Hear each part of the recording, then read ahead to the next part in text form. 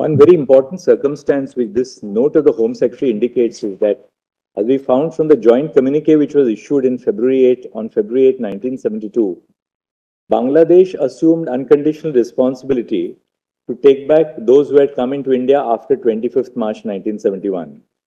Implicitly meaning, therefore, that people who had come into India prior to 25 March 1971, there was no question of deporting these people because Bangladesh would not be willing to take them back. If they were not conferred citizenship, they would be rendered stateless because they would not be going back to Bangladesh. And therefore, it was in that sense a solemn obligation which was undertaken by India in terms of an understanding with Bangladesh that pre-25 March 2071 would remain. And then we must also read it in the context of entry 10 of list 1, which says foreign affairs, all matters which bring the union into relationship with the foreign country. Correct.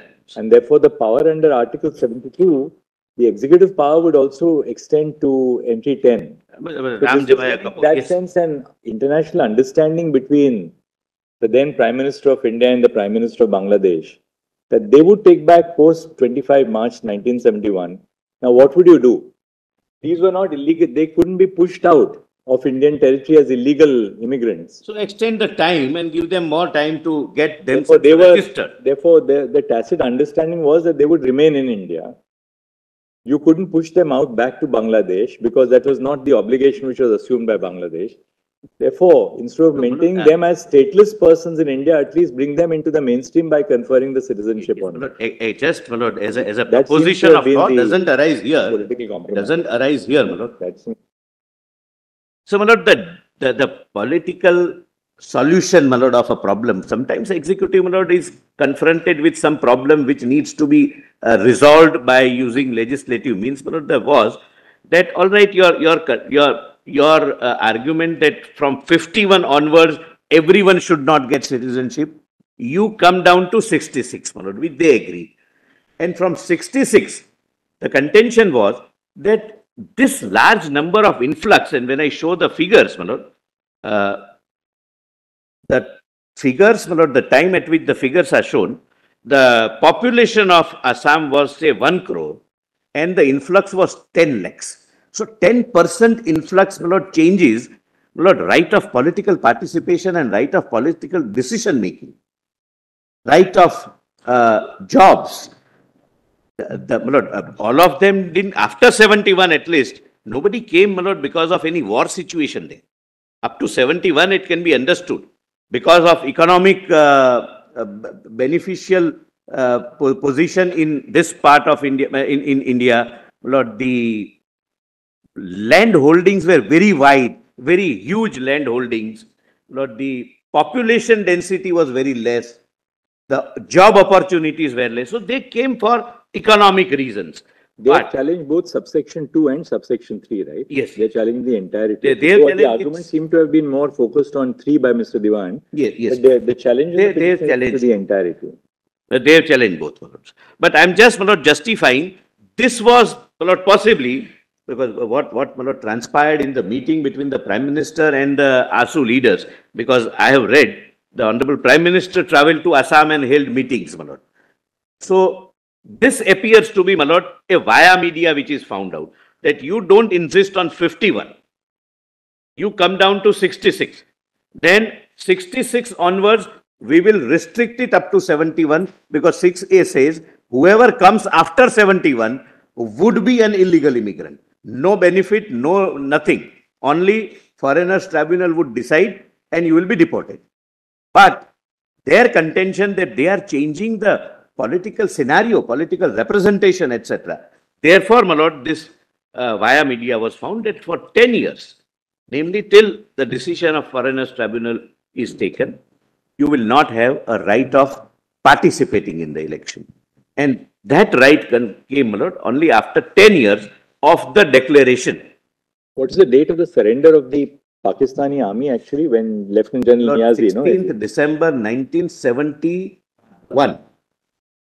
General Niazi and Arora on our side. And Jagjit Singh Arora on our side, Malord. And one Mr. General Jacob, yes, Malord, he was also instrumental. He was Major General. Yes. No, Major General was my lord Jagjit Singh Arora, That's right. but Mr. Jacob was, I think, my lord, he was, I'm sorry, I stand corrected. Lieutenant General Jagdeep Singh Arora, and if I'm not mistaken, Major General Jacob. Jacob was the Major General. Jacob, my lord, he was, Jagjit Singh Arora was General Officer in Command of Eastern Command. GOC in command, as they say. So interestingly, I mean, it may or may not have any bearing on constitutional validity. The cutoff date which is chosen, 25th March 1971, excludes all those who came in during that period of flux in Bangladesh, because the cutoff date is not 16 December 1971, it's 25 March 1971. So anybody who came in, that's right, that's what he just said. But therefore, anybody who came in after Operation Searchlight has been excluded from the benefit of such citizenship. Yes, yes. So the Bangladeshi influx which took place as a result of the genocide in Bangladesh, they have been excluded by because the Prime Minister of Bangladesh said that we will take them back. They had a cutoff of 25th March 1970. Because the Honorable Prime Minister of Bangladesh, my lord, said that we'll take everyone who came after 25th March 71 back into our country. The rest of 6 and 7, I'll just orally say, somebody can say that I don't want to get benefit of this. That's all. No, nobody is questioning 6 and 7. And Lord, it is very clear, Lord, from the section that after 71, all are illegal immigrants subject to being so declared by the. Now we've got the statutory scheme. Now we can go straight to their arguments and address the submission. Yes, my lord. Lord, if your lordship, my lord, there was a question, my lord, about Rule 19. Yes. That which came into force in 2013. My lord, I wanted to answer that question so that I can complete the chronology. Yes. My lord, your lordships have seen that 6A will be operated as per the rules framed under section 18, my lords. Because, my lord, the first impression of everyone was that what happened till 2013. Even the rules are 2009. So there was no vacuum. My lord, that's all I wanted to say. My lord, nothing may possibly turn on that. But just to complete the history, my lord, and the chronology, my lord, section 6A says that this process will be done as per the rules made under 18EE, small e. That is, my lord, confined to 6A. 18EE, my lord, if your lordships can see. It says 18, but EE, my lord, is I have found, my lord. It's not entire 18, but 18EE was also, my lord, amended. And that came in by the same amending act. But yes. Now, immediately thereafter, citizenship rules were framed in 1956, were amended, I'm sorry. Citizenship rules were already in existence since 1956, but they were amended to bring it in conformity with newly inserted section 6A. If your lordships would like to have the date, they were amended on 15th of January 1987 to give effect to, my lord, section 6A. That your lordships would find, these are the rules of 56 amended in 87 to deal with 6A situation. 15D, where in case of a person seeking registration under subsection 3 of section 6A, any, Lord, I may not read, but there is a reference provision because nothing turns on that. Then 16E is jurisdiction of the tribunal, which says that it would decide the reference under subsection 3 of section 6A. Last line, my lord, of registering authority for the purpose of section 6A3 and form of application for registration. Now, please come to 2, subrule 2. An application for registration under subsection 3 of section 6A of the Act shall be filed in Form 23 by the person with the registering authority for the district in which he is ordinarily resident within 30 days from the date of his detection as a foreigner, where such detection takes place after commencement of the rules, or within 30 days of the appointment of registering authority for the district concerned, where such detection has taken place before the commencement of the rules 1986. Well, there was a time limit prescribed for registration. If I am declared a foreigner and therefore entitled to the benefit of 6A, I'll have to get it registered within 30 days.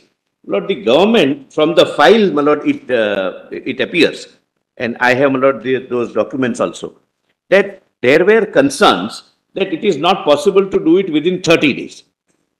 So, though we are declared, we have a order of the tribunal, we are unable to get ourselves registered. So therefore, then they brought in the 2013 amendment to rule 19 and said now 30 days after we issue this notification of these. That's the reason, my lord. Just to complete, this is, my lord, the note of the then Home Secretary giving the justification for amendment in 2013. Nothing, my lord, may turn on that, my lord, but just to complete. See, now we get some data.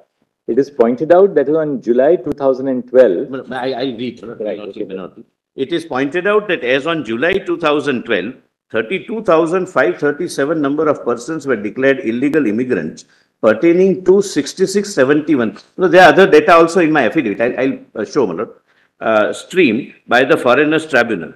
Of this, 12,914 number of persons have registered themselves with the registering authority. The remaining persons could not register with the registering authority due to variety of reasons, including expiration of limit of period of 30 days for registration. As a result, a number of cases have been filed before the Gujarat High Court indicating reasons as to how they could not register with the registering authority and praying that limit of the days for registration be relaxed. It would be difficult to repatriate or deport these category of persons to Bangladesh in view of the understanding between the two countries that persons who came to India up to 24th March 71 would not be repatriated to Bangladesh. Eventually, these persons will become stateless persons if they are not allowed to register with the registering authorities. This is a genuine difficulty being faced not only by the state government but also by the identified persons.